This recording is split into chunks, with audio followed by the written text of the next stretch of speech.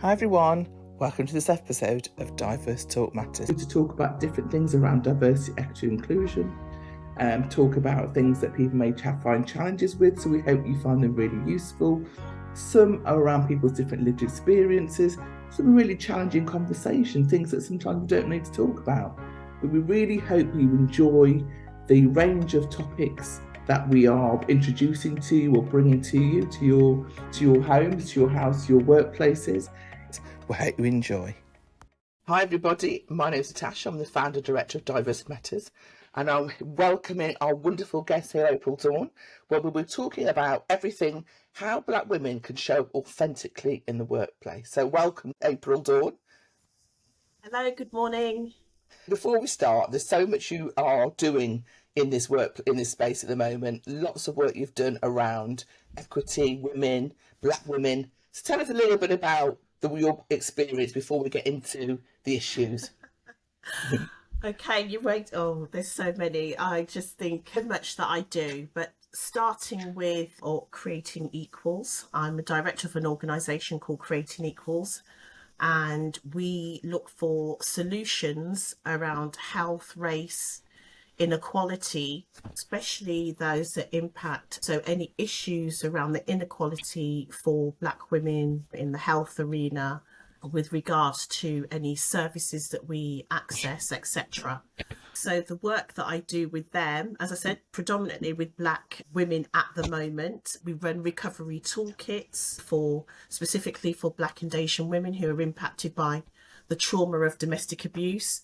And what we've done is created programs, one called Tackling or Talking Abuse and Cultural Trauma, Lightening the Load, specifically aimed at older women who are carrying so much on their shoulders, and we need to find ways to offload some of these things that we carry or have carried in our lives. The focus is around what we quickly realised.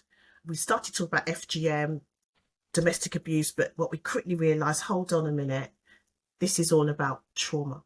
Mm-hmm. All the work that we're doing is all about trauma and how trauma and the experiences of trauma have impacted us and how we navigate spaces in order to, one, get our voices heard, and two, getting to a place where we are solution focused as opposed to feeding the traumas that exist in our lives.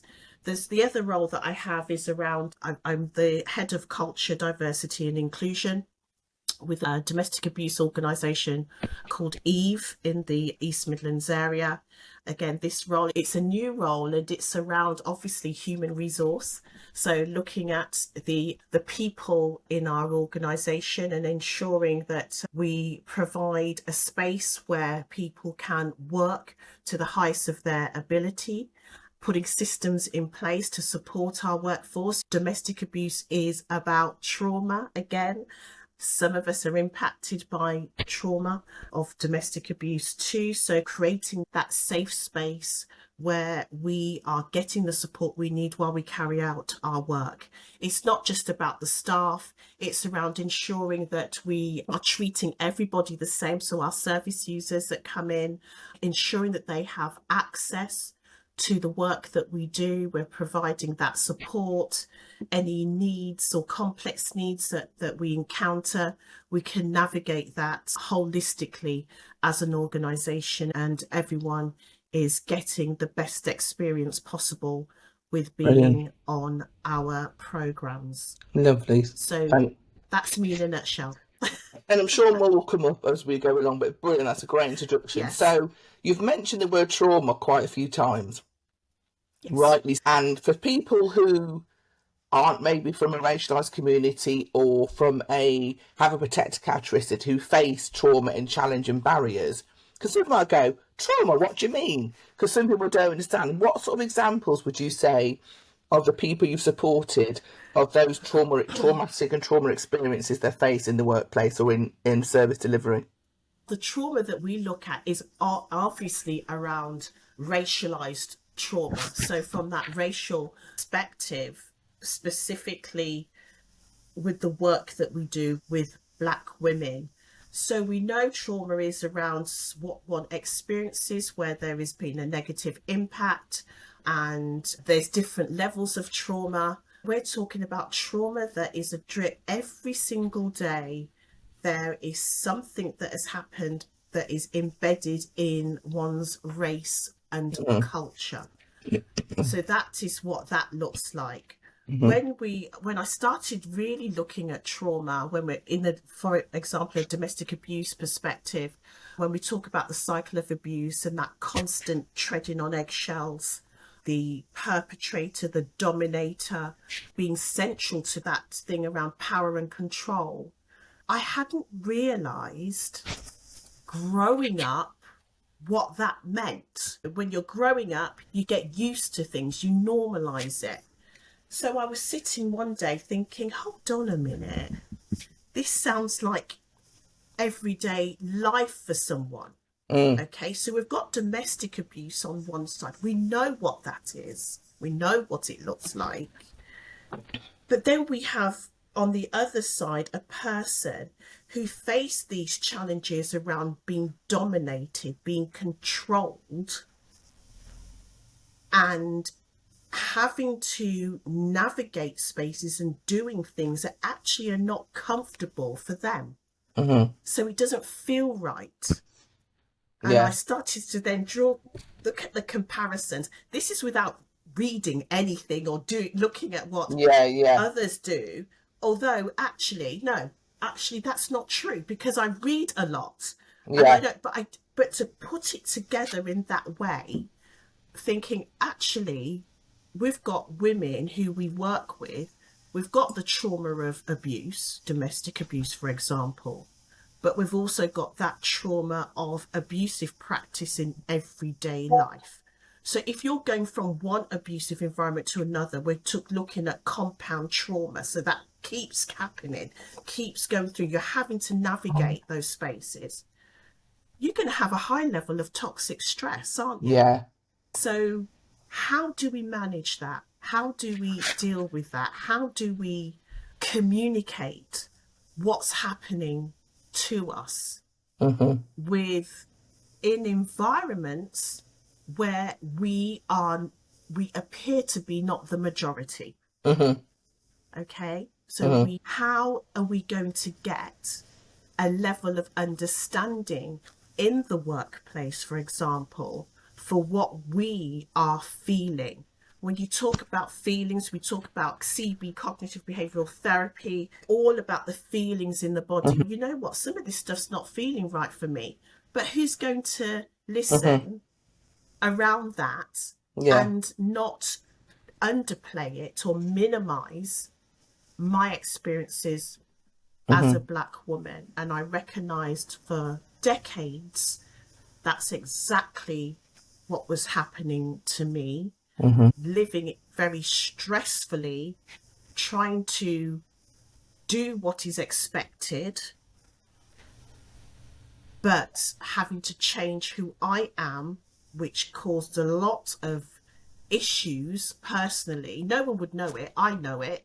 That actually this is not making me feel well. It's the work with domestic abuse and working with women that I really realised, whoa, actually traumatized by all of this. If this is what's happening to me, and what I've done is minimize it in order to fit in.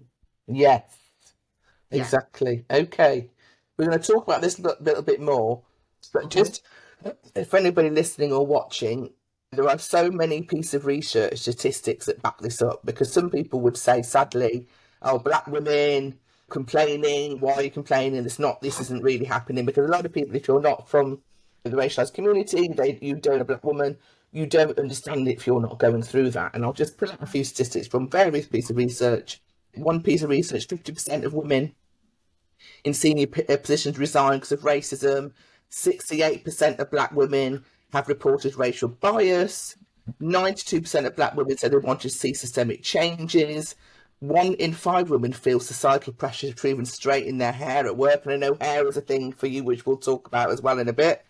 almost 1 in 8 LGBT women have been seriously sexually assaulted or raped. Well, I could go on in terms of the challenges that black women have. There is even some work by the Forces Society, similar thing, in terms of black women feeling uncomfortable, and also in terms of reporting, women being challenged or feeling difficult about the language they use, the topics they talk about, their hairstyle came up again, the food they ate, even their names.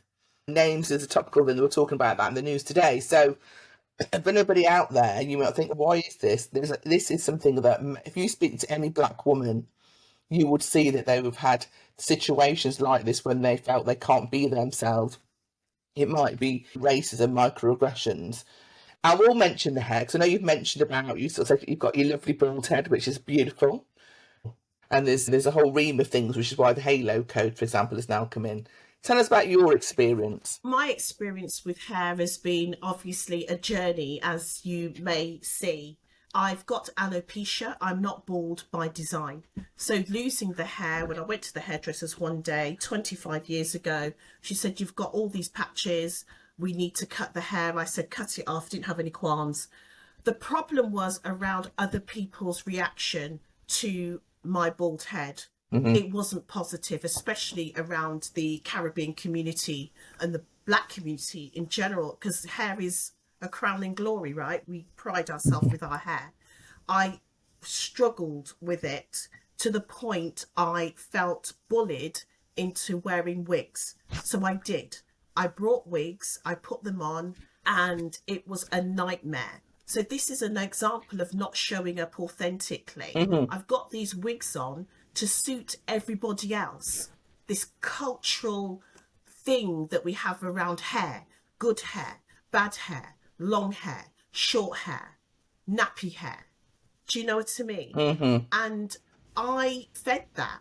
So for about a year or so, or 2 years even, I'd have these wigs on every day, keep shaving my head and not being proud of myself. The bald head, didn't have a problem with it. It was everyone else.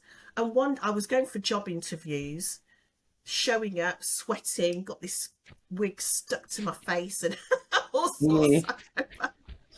I had an interview at the University of East London, and by the time I got back to Northampton, I took the wig off and I chucked it. Oh, wow. Yeah. I thought, I'm not doing this anymore Yeah. to suit other people's stuff around hair. It's just not me. It's not for me. Yeah. And I took every wig, apart from a fun red one that I thought I could use that for fancy dress. Yeah. And I chucked them all away. And I started to show up authentically. Then on the other hand, you're having job interviews, you're showing up, this black woman with a bald head being interviewed by white men. Whoa. Yeah. Yeah. So it's what you consider beautiful. They don't consider this beautiful at all. And I would walk in and think, I'm not going to get this job. And it was, for me, it was traumatic. Your self-esteem, your confidence being totally eroded because of other people's attitude towards showing up authentic. And not actually asking any questions. Yeah. What's with the bald head? I don't mind. Yeah. You can have a conversation about it, realising, yes, it is different. I'm still April Dawn. I'm still human. I'm still a woman. This is the other thing. All right, mate. Yeah. All right, love. I'm a woman. You can see it. Come on.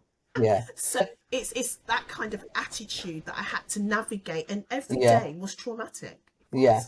And a lot of people would have your similar experience, have that same, sadly, those same feelings of going into work, going into society. But I have noticed over the last few years, particularly, which has been a good thing, that I've seen so many women now, so many black women have natural hair, have their head wraps, have over the last couple of years. So you imagine, and sadly, it's post George Floyd, isn't it? I don't even know if I talk about it. Often I've noticed, wow, I've seen, even myself, I've only had my natural hair since was a year or two ago.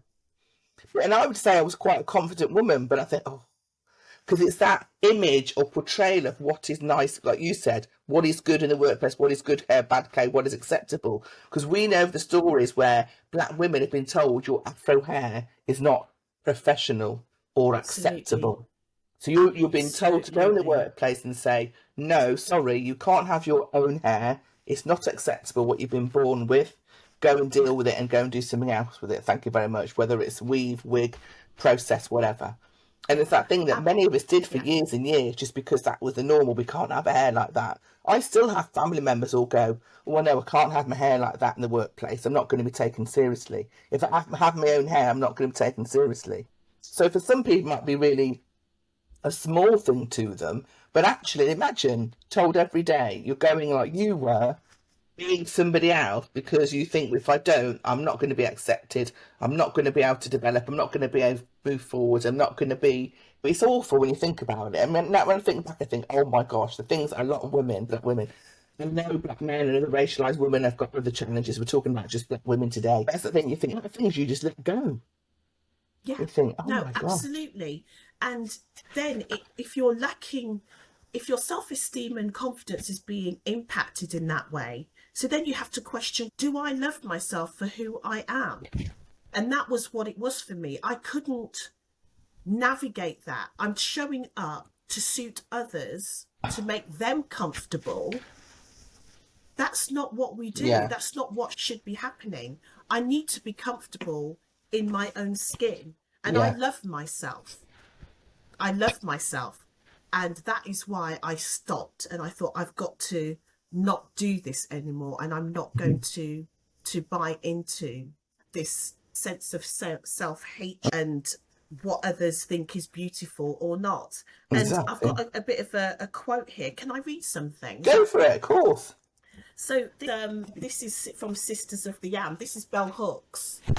Okay, so she writes this: where is the love when a black woman looks at herself and says, I see inside me somebody who is ugly, too dark, too fat, too afraid, somebody nobody would love because I don't even like what I see. So that could have been, she could have been speaking to me around this whole thing around beauty, how I show up for myself. She goes on to say, or maybe I see inside me somebody who is hurt, who is just like a ball of pain, and I don't want to look at her because I can't do nothing about the pain. The love is absent. Mm-hmm. So this for me was, when I read this, I thought, gosh, it's actually really quite deep. Mm-hmm. And you start to then have to reevaluate and look at oneself. And this is what I'm asking the black women that I work with to do. Let's start to reflect on ourselves, how we are feeling, what we are thinking authentically. And I'd look in the mirror and I'm being told you have to show up this way, and I'm like, yeah, because this is attractive. So I'm feeding the narrative. I'm feeding that. And I thought to myself, no, not anymore. Bearing in mind, this is 20 odd years ago. So I've feel isolated for so long.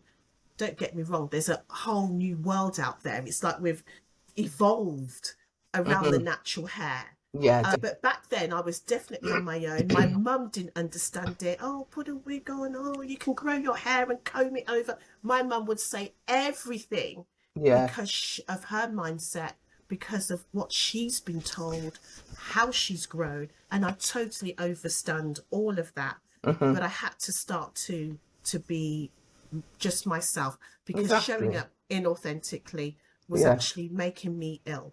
It was making me ill. Yeah, I mean, I've had people in my career, no, definitely, and I think anybody listening who's going through that challenge of, I feel I can't be my authentic self and a black woman, I hope you're listening, and I hope you're thinking, well, actually, one step at a time, and do start to do that, because mental health and being is paramount, and if it's affecting your mental health and being, which it will be, sadly, then we need to start making changes. And though it's not easy for everybody, particularly in depending on what line of work you're in, where you're working, all the challenges, it's different experiences at different workplaces, we know this, but it's really something that we need to consider. I remember quite a few people in my career telling me, oh, you're going to have to change if you go up, if you're going to have to change if you go into senior management. I was like, hell no. But people were telling me, you can't be like you are now. You can't be like, you can't, because if people know me, I'm quite, I suppose, I like to have fun and get the job done. I've got a personality. People might say I'm an extrovert. And I was told you're going to have to quiet that down if you need to get on. But you're like, oh my gosh. Wow. And Bina Condola wrote a book about racism at work, and he talked about the intersection, which we're talking about today, of different women, black women, Asian women, white women, and that whole thing about black women where you're seen as loud and intelligent, boisterous, dominant, all those stereotypes we also have to face on a day-to-day basis, which people, if you're not from racial, don't understand, that every day you're walking in a room going, can I be myself? Because am I going to be accepted in this world? What about your thoughts on about the whole thing about the stereotyping, the discrimination that we face? The stereotyping, which is I thought we got over it, actually. I thought we got over it, but we haven't. We haven't got over it. We do have the stereotype image of black women where we show up passionately and we have a say. We are angry. This angry black woman is very much there, even when we're speaking with passion. Or maybe we have a right to be angry. If you're being abused or stereotyped daily, being judged for what you look like, who you are, shouldn't I be angry? We have rights to be angry. There is nothing wrong with that. It's what we do with it that makes the difference. So this whole angry black woman tropes there. We've got the sexualized version of us as well. If you've got to be free up sexually as black women, exotic, we're using language.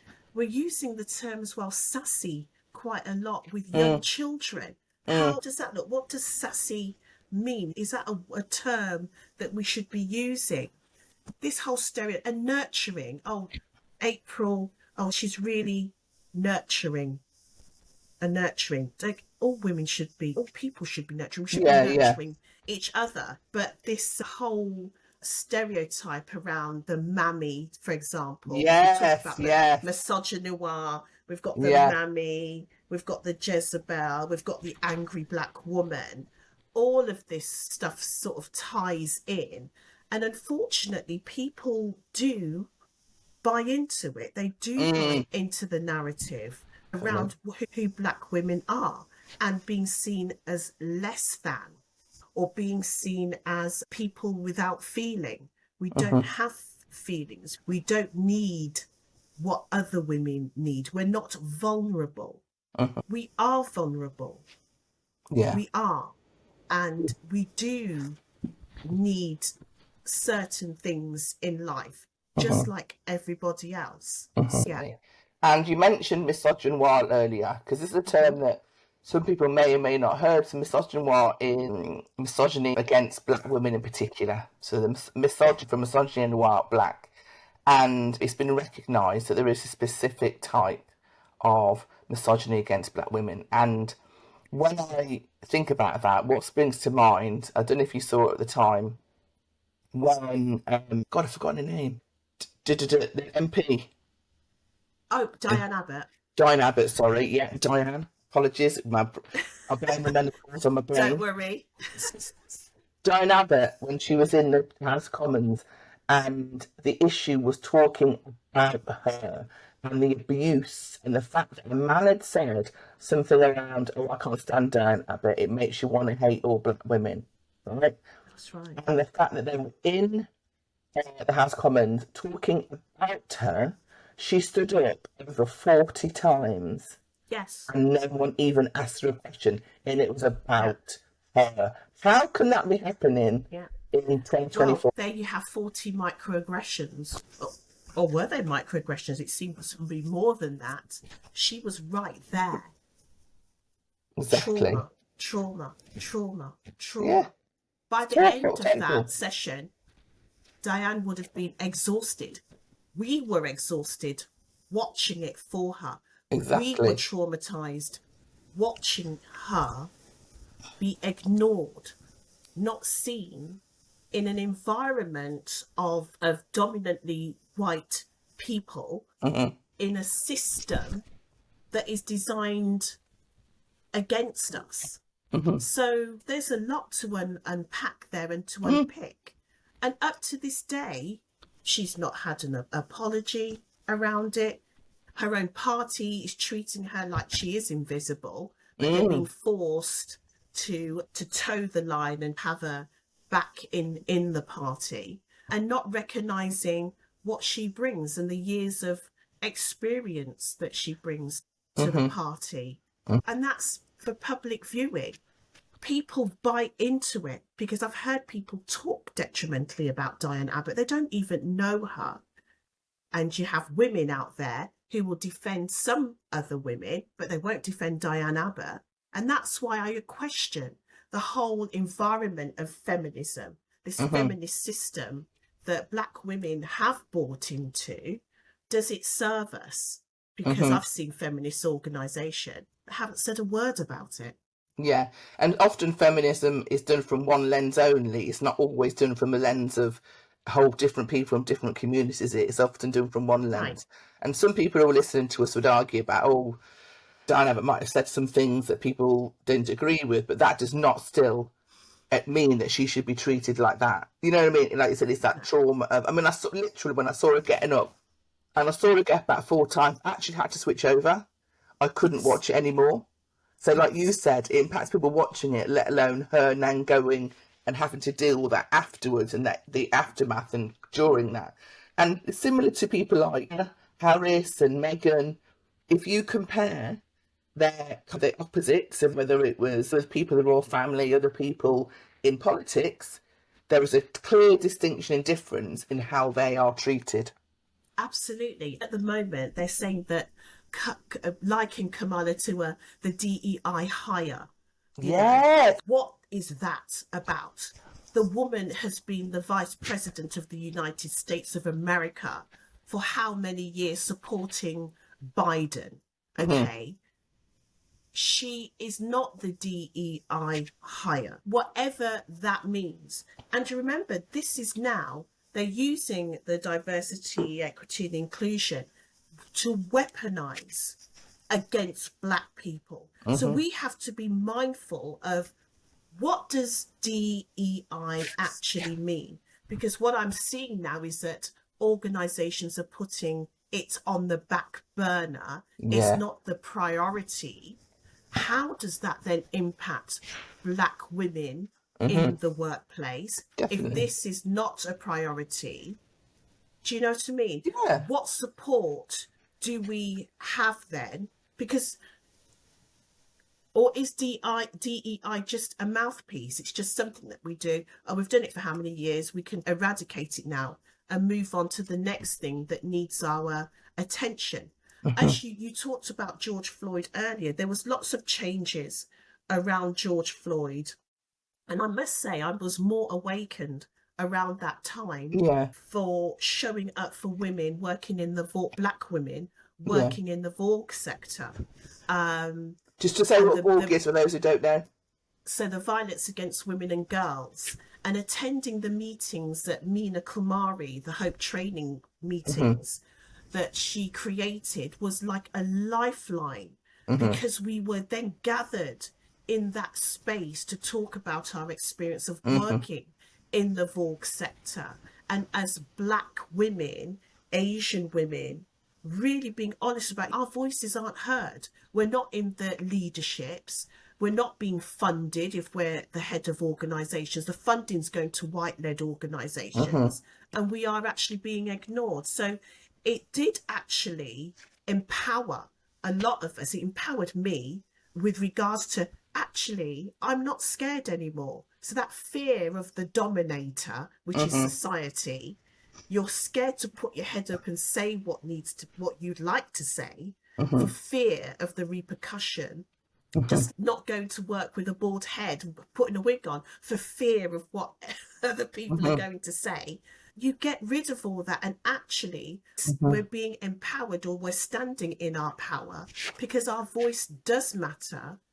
We have the quality, the qualifications, all of that, to stand equally with our colleagues, with our white female counterparts in this environment.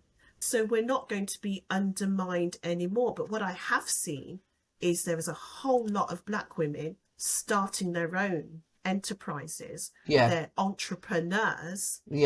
And doing what they have to do without having to answer to anybody else. I see a rise in that entrepreneurial attitude. And even when one is employed by an organisation, bringing that entrepreneurial flair, that confidence into the workplace. You just have to hope that the workplace can see those qualities and drive with it and empower you to be the best that you can be. Unfortunately, some environments aren't so willing to do that, but there are a lot that do. Yeah, definitely. So we're not here to be negative, because there are lots of organisations and lots of champions and senior champions who do champion Black women. We just need more of them. And the fact that the fact that diversity, inclusion, equity is often put on the back burner, it frustrates me in the fact that people see it as a tick, do it as a tick box, don't see it as business critical, which it is. If you're talking about people, culture, recruitment, getting the best out of people, doing the best for the organisation, productivity, all that links to equity and inclusion. And that's what people need to remember, rather than going, oh, we've done that now, we're going to tick that off. Because as we know, there are going to be certain people in the workplace, Black women and other people, and particularly imagine being Black, gay woman, Black disabled woman, you've got even more challenges. Let's not forget that as well, in terms of Black women as a standalone. But if you've got other protected characteristics, you're all going to have more challenges. What's going to happen for all of us who in the workplace then, if diversity, inclusion, equity and racism is not addressed? Because sadly I find that a lot of organisations will not want to tackle race or racism, because it is one of the it is a tricky, I'm not saying it's something that's easy to talk about, but we need to build environments that it does become more easy to talk about. Because any time I do on any topic, that is the one where, you know, participants might be more resistant to ask questions, don't want to say or do the wrong thing. And we need to create spaces where people can have those conversations and contribute to make it for a better environment for everyone, really. Exactly. And it's not around, for me, I don't see it as right or wrong. We are working with people. Society's made up with people. We are all different. In order to get the best out as a leadership person who's a leader, we need to understand people.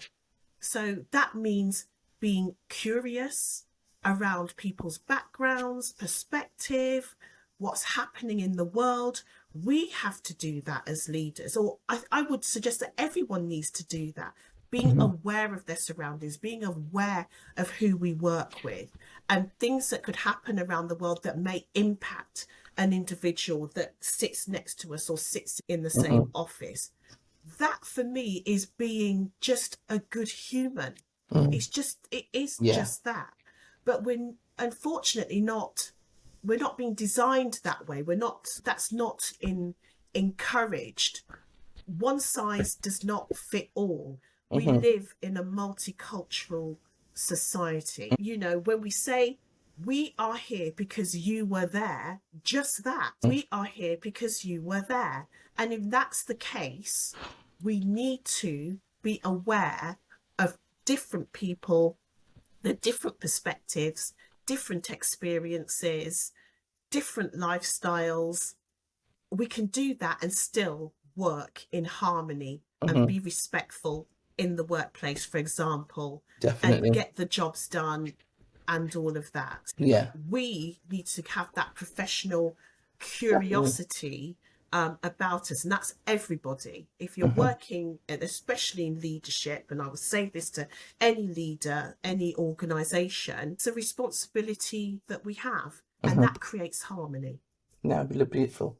And like you said, I'll just touch, because I'm really passionate. I think it's really important about the fact you said about people have been, Black women or women have been hired, they've been seen in the diversity hire. Believe me, there are several hundreds, thousands of Black women who are experienced, who've got the skills and experience to do a whole ream of jobs. And so when somebody is hired, if the recruitment process has been done properly, which they should, they are there for their talent. And often I hear that people feel that it's been diluted when they bring people in, black women in, or women, or people from different communities. No, you're bringing people in because they've got talent and skill, and I think that's what people need to do. Absolutely. Rather than dilute it. Like, people shouldn't be there. They shouldn't be there. They're there just because of the colour of their skin, for example. It's shocking, honestly. And on that note, which we haven't talked about yet, because yes, and I think this is something that black women do face, the whole thing about shadeism and colourism. It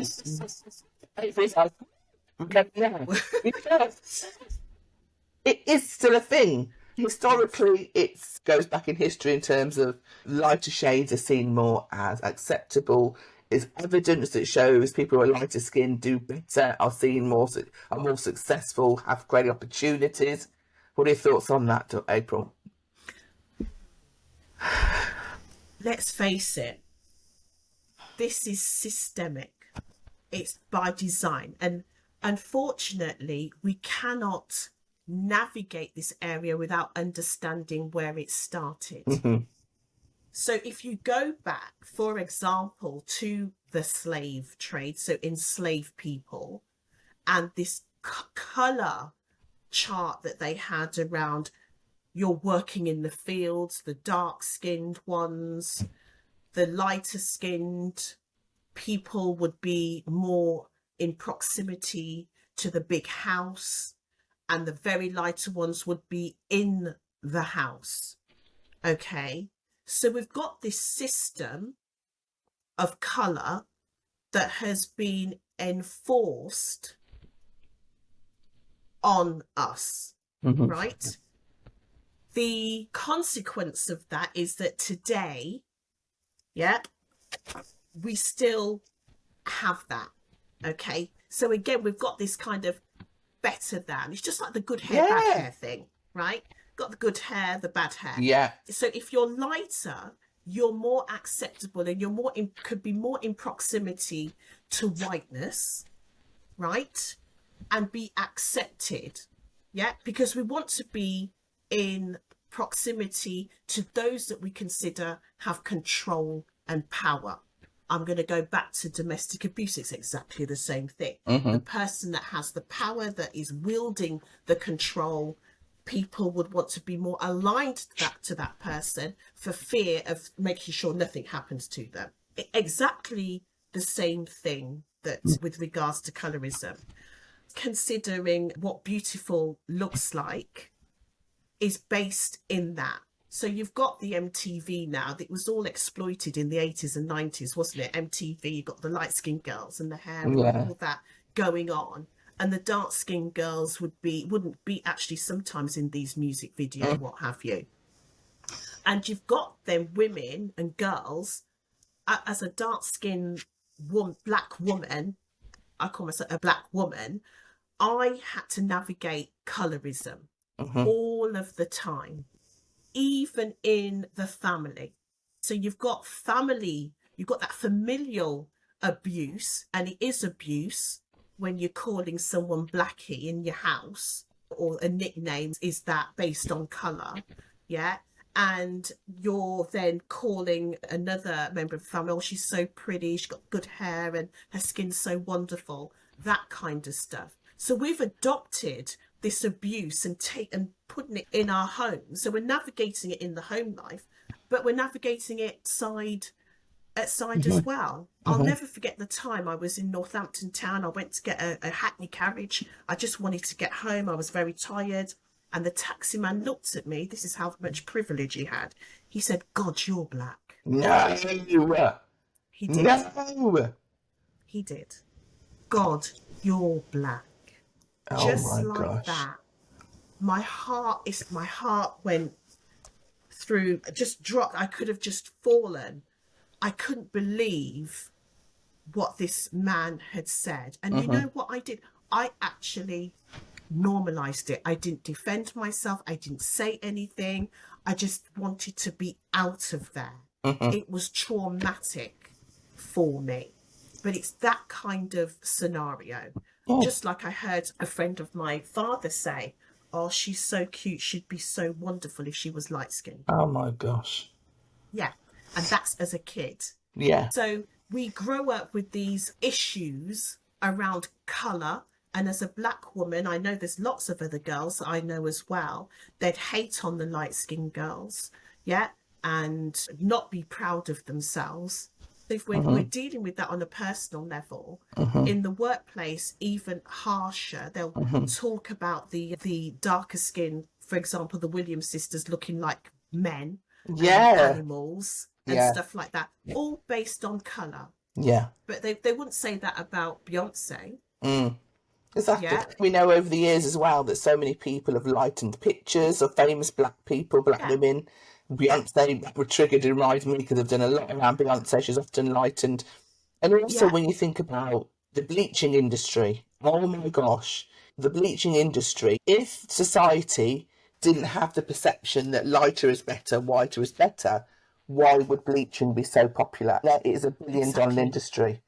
And I know we're talking about black women, but in lots of cultures this is an issue. It's not just black women. It's not just black women. It's in Asian cultures as well. It's across continents as well. We're not just talking about the UK.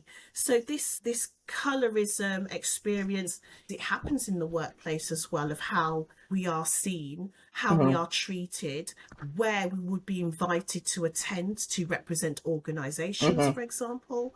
If you're doing exhibitions and what have you, who would you call for the photo call? That kind of scenario. It does happen today, unfortunately. Colorism is a thing, but it's in our community. Yeah. It's something that we have to unlearn. We can unlearn it if we want to. We can do that. But again, it's that confidence, that self-esteem with us as black women. Yeah, if we've got the confidence and self-esteem, we accept each other for who we are. No, definitely. And all the things we've talked about, the challenges, the trauma, the experiences that black women face in the world, ultimately also impacts pay, also impacts how high people get up. It impacts your standard of living, everything. Because you're facing those challenges. Some people call it the concrete ceiling. It's not the glass ceiling. For black women, it's a concrete ceiling because of all these things we've talked about and more. It's that whole experience. I mean, luckily, there is talk about the ethnicity pay gap being brought in and being made a government ruling that people do have to do that. I know some organisations out there are brilliant that already do it. But you do need to break it into intersectionally and look at black women, black men, Asian men, and look at all the different challenges and what the ethnicity, because it impacts and then on your day-to-day life. Absolutely.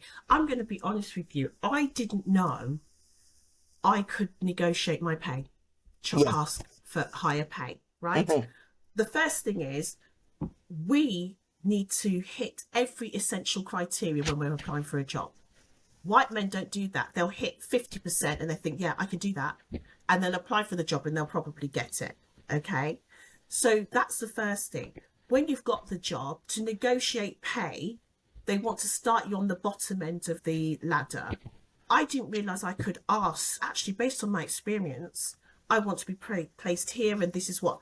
Didn't know that. It was only on talking to other colleagues, peers, I realised I was on the bottom. They were more in the middle or higher in that pay grade. Yeah. I didn't realise that. Okay. And then when you do ask, oh, you're being told no because this and this. We have to do something about that or get better at actually negotiating our worth when we're employed. You just took the words right, man. I was about to say, know your worth. Get a T-shirt. Know your worth. Absolutely. Absolutely. Know your worth and negotiate that confidently. You're not doing anything wrong. You're not. And a lot of women think that, oh no, we couldn't possibly, I'm just grateful to get the job. Actually, we can have that conversation because everybody else does. And some people will ask the question, and I've worked at places where they'll say, what was your last salary? So the person who gives the high salary is more likely to get the higher one, because if you want a lower, you can be just as good or better than that person. So employers out there when you're doing a salary, do it fair. Either be honest about the salary, what it is, and give people the option to see what it is. Don't do this hidden salary nonsense where people are then, it makes that uneven playing field even more, having a bridge a larger gap, because those who won't ask, most likely people like us who won't ask will go up. Because at the end of the day, you're continuing to be at a level than other people. Yeah, absolutely. And that's not just if you're employed, even when you're self-employed and you're doing consultancy work and what have you, you realise that others are being paid more than, and you're doing exactly the same work, if not more. We need to do better and to really stand in confidence around our pay and our worth. We have to raise our voice around it and not live in fear. Again, it's that living in fear, or there could be repercussions or consequences if you ask for a pay rise or have it re-looked at. But we've had a chat today talking about, like I say, I'm sure we can talk for many hours more about our experiences and challenges we've had over the years.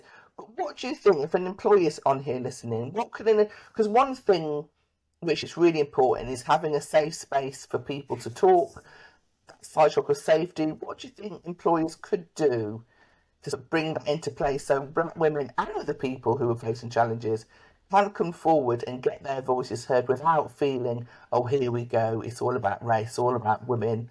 What do you think organisations can do to create those safe spaces? Oh, gosh.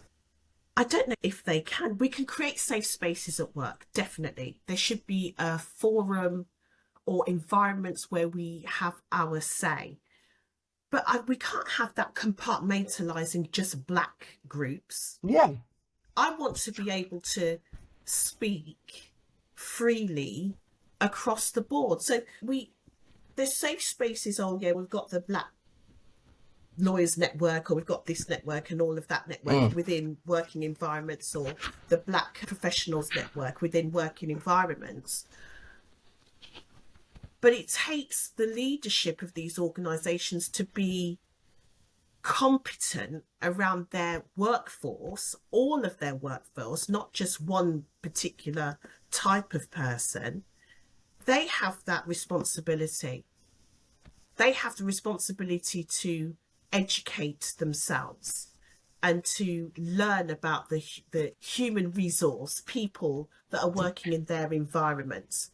It's their responsibility. I'm not going to take that responsibility on. If you're a leader, you lead everyone in your organisation.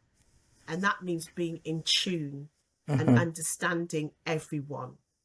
Or being aware of everyone's experience and treating people the same, whatever they come with. But it does start from the top down. It does.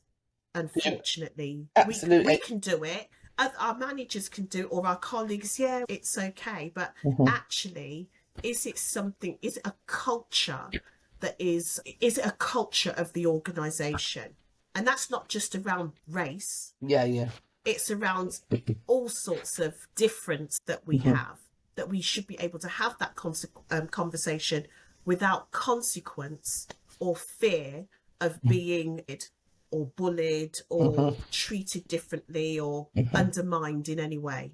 And like I say, it's always, like you say, listen, getting people to hear from you, wherever they are, but also acknowledging the challenges and not negating or thinking about the other issues and not thinking about issues that affect black women. Think about issues that may affect everyone. Now, that may take time. We're not expecting everything to happen overnight, but it's everybody's organisation responsibility to get an understanding of what those challenges might be.